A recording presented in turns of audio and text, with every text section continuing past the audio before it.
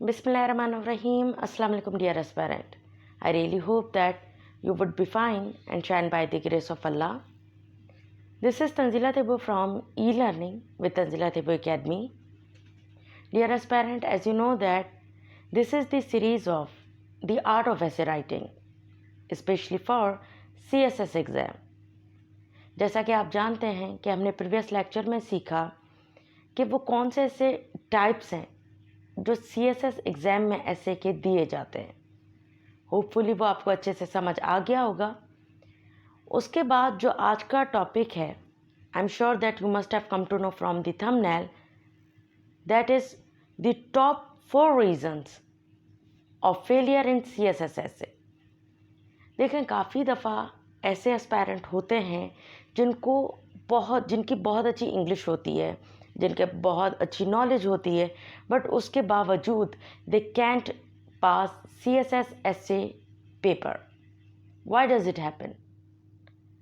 Actually, in this lecture, I am going to tell you the top 4 reasons which have been informed by the checker. आज के जो इस lecture में हम discuss करने जा रहे हैं 10 years CSS report, CSS examiner report, जो कह रहे हैं 10 years में जो टॉप 4 रीज़न बताए जा रहे हैं by examiner, by checker of CSS कि ये 4 ब्लंडर्स हैं, 4 मिस्टेक्स हैं, 4 रीजंस हैं जिसकी वजह से CSS essay paper aspirant crack नहीं कर पाते. तो आज का लेक्चर स्टार्ट करते हैं, बट उससे पहले अगर आपने ये चैनल सब्सक्राइब नहीं किया सो सब्सक्राइब कर लें, because you are going to get quite informative video lectures for CSS and PMS exams. So let's get started. This is the problems I would say in essay in 10 years report. Examiner आपको खुद बता रहा है, ये ना कोई mentor बता रहा है, ना मैं बता रही हूँ, कोई नहीं बता रहा. एग्जामिनर जो चेकर है, ऐसे चेकर है, वो खुद आपको आपकी प्रॉब्लम, रीज़न ऑफ फेलियर बता रहे हैं अपने 10 years रिपोर्ट में. तो सबसे पहली रीज़न जो बनती है वो है पुअर लैंग्वेज. पुअर लैंग्वेज को अगर हम डिस्क्राइब करें, जो एग्जामिनर ने, चेकर ने खुद बताया है कि पुअर लैंग्वेज से क्या मुराद है कि फॉल्टी लैंग्वेज. देखें, ग्रामेटिकल मिस्टेक. आप जैसे जैसे जानते हैं कि CSS एक कम्पेटिटिव एग्ज़ाम है, पाकिस्तान का सबसे बड़ा एग्ज़ाम है, तो उसमें चेकर का ज़ीरो टॉलरेंस होता है. वो आपसे एक्सपेक्ट नहीं करता कि आप बेसिक ग्रामर मिस्टेक्स करें. अब ग्रामर मिस्टेक्स में आपको मैं प्रीवियस लेक्चर में भी काफ़ी दफ़ा बता चुकी हूँ, ग्रामेटिकल मिस्टेक होती है, टेंस में प्रॉब्लम हो या पंक्चुएशन मार्क में प्रॉब्लम हो, जिसको आप बहुत ही लाइट लेते हैं. सो मेक श्योर कि आपकी ग्रामर मिस्टेक ना हो in your writeup, right. Second जो उन्होंने कॉज बताई, रीज़न बताया पुअर लैंग्वेज के, ये सब कॉजेज़ हैं जी. Poor expression. अब देखें, पुअर एक्सप्रेशन की अगर मैं बात करूं तो आपके राइटअप में वैरायटी होनी चाहिए. अक्सर ये बच्चे, I have seen many aspirant asking that ma'am हम क्या सिंपल सेंटेंस को लेके चलें या कंपाउंड सेंटेंस को लेके चलें. देखें, there is no hard and fast rule for that, but make sure there should be variety in your writeup. ये मैं ऑलरेडी एक लेक्चर अपलोड कर चुकी हूँ, टाइप्स ऑफ सेंटेंसेस. अगर आपने वो नहीं देखा, मस्ट वॉच इट. क्या how to bring variety in your writeup. Poor expression नहीं होना चाहिए. इसको इन्हेंस कैसे करेंगे, आपसे मैं वो वीडियो लेक्चर भी शेयर कर दूंगी डिस्क्रिप्शन में कि टाइप्स ऑफ सेंटेंसेस. आपकी वैरायटी होनी चाहिए, राइट. और इसको आप बाय रीडिंग डॉन न्यूज़पेपर से भी इन्हेंस कर सकते हैं. आप वो भी लेक्चर आप देख लीजिएगा कि how to read newspaper for competitive exam. उसमें मैंने डिटेल में एक्सप्लेन किया हुआ है that how can you improve your written expression by reading, right. Variety होनी चाहिए. Then meaningless phrases. अच्छा, ये बड़ा एक इशू आ जाता है कि होता क्या है, अक्सर एस्पिरेंट कोई सी भी नई चीज़ सीखते हैं, लाइक फ्रेजेस हो या ईडियम्स हो, डेलिबरेटली उसको फिट करने की कोशिश करते हैं अपने राइटअप में. This is blunder. Don't do this. I always asked you to write to express your ideas instead of trying to impress. ये होता तब ये जो मीनिंगलेस फ्रेजेस जब आप लिख लेते हो ना, ये तब होता है जब आप एक्सप्रेस करने के बजाय इम्प्रेस करने की कोशिश कर रहे होते हैं चेकर को कि हमें ये भी आता है वो भी आता है। No, don't do this. जो अगर आपको लगता है कि हाँ ये फ्रेज़ जो आपको आता है ये राइट फ्रेज़ है इधर लिखने के लिए, तो एन आप लिखो, otherwise you don't have to, right. फिर आ जाता है flows and comprehensive piece of writing. Again वही बात है, कनेक्टर्स आपने डेफिनेटली यूज़ करने ही करने हैं। Flows and comprehensive piece of writing होता क्या है, ये प्रॉब्लम होती है कि कोई कनेक्टिविटी नहीं होती, आप बस इधर से पकड़ा आइडिया उधर से पकड़ा, it gives sense of this. तो कनेक्टर बहुत बहुत इंपॉर्टेंट हैं। वो कनेक्टर पे ऑलरेडी मैं वीडियो भी अपलोड कर चुकी हूँ, होपफुली आपने वो देखा है। अगर नहीं देखा तो must watch them, must watch those videos which I have already uploaded for connectors. Connectors में आपकी कनेक्टिविटी आती है, एक कनेक्शन बिल्ड हो जाता है, राइट। तो फिर आ जाता है अगेन वही बात है कि ना चाहते हुए जो यूज़ उसका विकैब का ना भी हो, तो बस आपको एक नई विकैब आ रही हो, very respectively I am saying कि ये बच्चे करते हैं, एस्पेरेंट करते हैं कि कुछ नई विकेबलरीज आपको आ गई, बस उसको लिखने की कोशिश करते हो कि उधर ज़रूरत हो ना हो, you just have to write it. No, don't do this, change your this approach, right. जहाँ नेसेसरी हो वहाँ आप लिखें, जहाँ नेसेसरी नहीं हो वहाँ आपने ज़बरदस्ती फिट नहीं करना है। So take these advice seriously if you really want to crack CSS exam, CSS essay paper I would say. ठीक हो गया। अगेन वही बात है, इश्यूज़ ऑफ पंचुएशन को बहुत ही आप एस्पेरेंट लाइट ले लेते हैं, बस ग्रामेटिकल मिस्टेक में ये भी पंचुएशन प्लेज वाइटर रोल। तो आपने पंचुएशन पे भी काम करना है, इसके ऑलरेडी मैं डिटेल वीडियो लेक्चर बना चुकी हूँ। तो आप पंचुएशन मार्क्स को कहाँ किस तरह यूज़ करना है करेक्टली, वो आप वहाँ देख सकते हैं। So this is the first reason which has been told, which has been inform by examiner of CSS checker of this paper I would say, right. तो पुअर लैंग्वेज पे आपने काम करना है if you really want to crack your essay paper. Second इन्होंने जो reason बताई है जनाब, नॉलेज। अब आप कहेंगे कि आप तो कहती हैं कि नॉलेज तो इन दी एंड सबके पास होती है, डेफिनेटली होती है, बट अगेन आई वुड से, मैंने प्रीवियस लेक्चर में भी कहा था, नॉलेज वही होती है पर डिज़ाइन आपने ऑन दी स्पॉट करना होता है टेक्निकली। वो मैंने बताया था किस तरह प्रीवियस लेक्चर में, अगर आपने वो लेक्चर नहीं देखा आप देख लें टाइप्स ऑफ ऐसे में, ठीक है। रिलेवेंस होना चाहिए, कोहेरेंस होना चाहिए, नॉलेज। अब देखें, फर्स्ट जो रीज़न बताई गई है जनाब आपको, नो अपडेटेड डेटा। नॉलेज तो है आपके पास, सपोज CPAC की मैं बात करती हूँ, CPAC पे एक आपका आ जाता है ऐसे, आप उसको टैकल कर रहे हैं, पर आप जो फैक्ट्स एंड फिगर्स दे रहे हैं ना जनाब, वो आप ओल्ड दे रहे हो, 2017 की दे रहे हैं, 2019 की दे रहे हैं, पर और आप पेपर आप 23 में दे रहे हैं या 24 में देने जा रहे हैं, तो आपके फैक्ट्स एंड फिगर जो है ना वो अपडेटेड होने चाहिए, ओल्ड नहीं होने चाहिए। ये नॉलेज में मिस्टेक होती है। Irrelevant material, again I would से, ये नहीं करना आपने कि जो कुछ आपको पता है बस आपने वो लिखाना है, ऐसा नहीं करना। जो आपसे पूछा जा रहा है ना आपने बस उसका आंसर देना है। You have to stay relevant, irrelevant नहीं जाना है। जितनी नॉलेज है वो लिख के नहीं आ जानी, जो आपसे पूछा जा रहा है सिर्फ आपने वही लिखना है, ठीक हो गया। देन आ जाता है बाइज्ड, एंटी अमेरिकन स्टेटमेंट। अच्छा, ये बहुत बहुत इंपॉर्टेंट है। अब देखें होता क्या है, जैसे मैं कहूँ जेंडर इक्वलिटी पे आ जाता है। अगर मैं फ़ीमेल की बात करूँ या मेल की बात करूँ, मेल कह देते हैं, एंटी स्टेटमेंट दे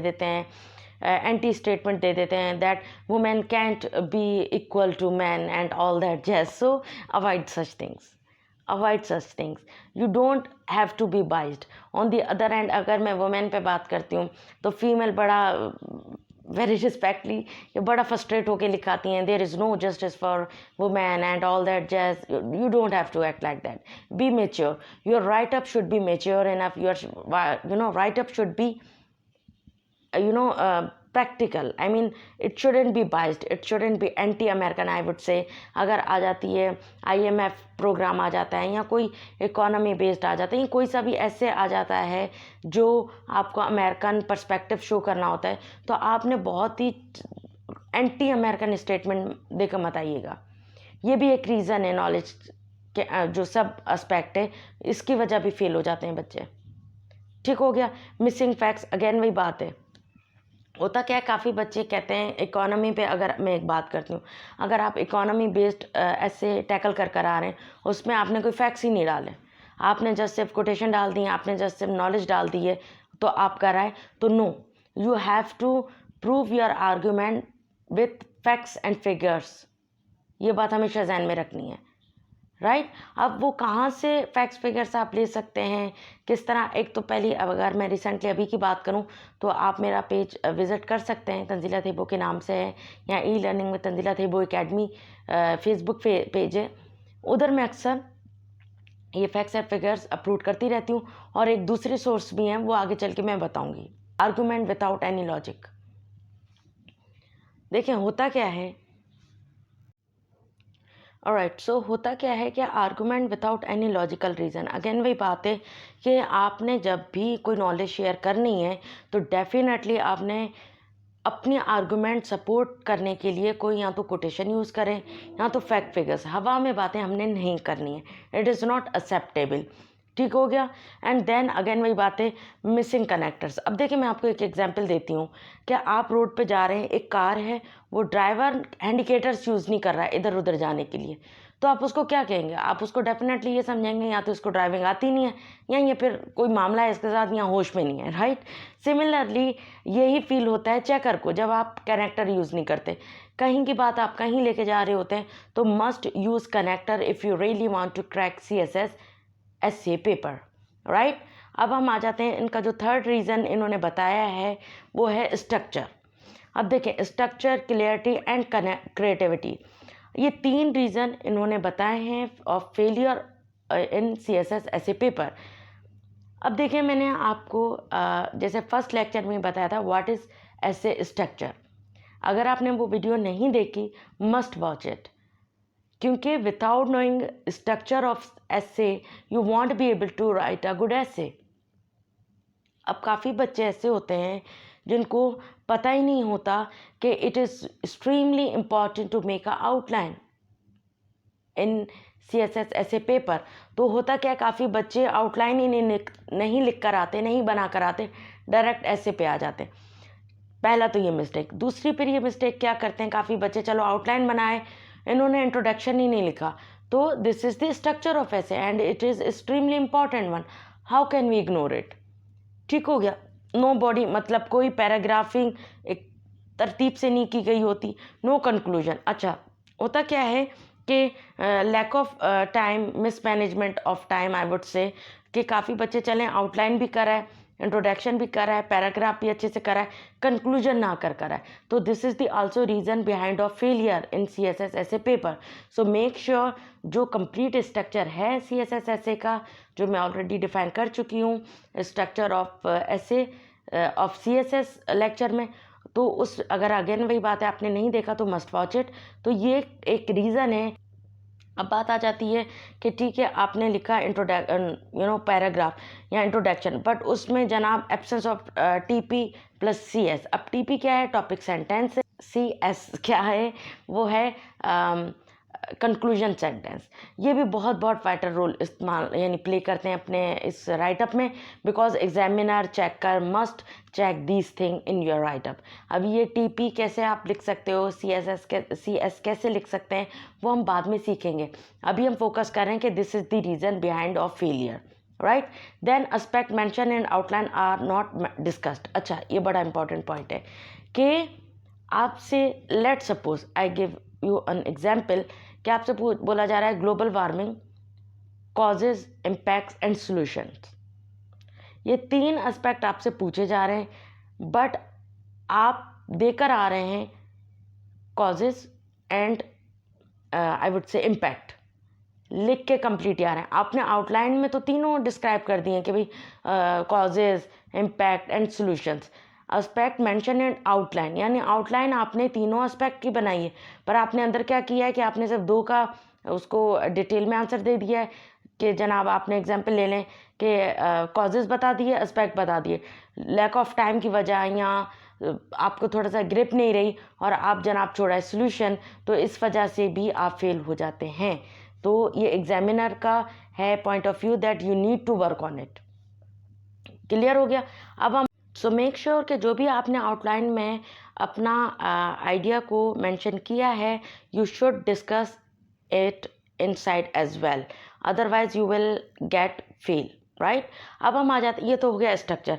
अब हम क्लियरिटी की बात करते हैं। क्लियरिटी में क्या बात कहते हैं, होता यह है कि not making any clear stance. Yes, it is quite important to understand, जिससे मैंने टाइप्स ऑफ ऐसे में भी बताया था कि आप ऐसा नहीं कर सकते कि आपने शुरू में एक स्टांस लिया और बाद में जाके आपने अपना स्टांस चेंज कर लिया। No, you have to take one stance, right. You have to make your stance clear. For example, अगर मैं एग्जाम्पल दूं कि सोशल मीडिया कर्स और ब्लेसिंग, आप ये नहीं कह सकते जनाब ये कर्स भी है ब्लेसिंग में। No, you have to define both, but आपको दोनों में से एक का स्टांस लेना होगा। अगर मैं कहूँ social media is a blessing, I would से, because it has so many advantages, right. तो अगर मैं ये स्टांस लेती हूँ या आप लेते हैं, so you have to make your stance clear. But इसका ये मतलब नहीं कि हम कर्स को बिल्कुल ही इग्नोर करके बैठ जाएंगे। हम ऐसे टॉपिक्स को दोनों को एक बैलेंस अप्रोच में लेके चलते हैं, बट हम जो हमारा स्टांस है कि इट्स ब्लेसिंग, हम उसको ज़्यादा सपोर्ट करते हैं अपने आर्ग्यूमेंट में। अब वो कैसे करते हैं, वो हाउ में हम सीख लेंगे, राइट। फिर आ जाता है लैक ऑफ ओरिजिनलिटी। अच्छा, this is very important to understand.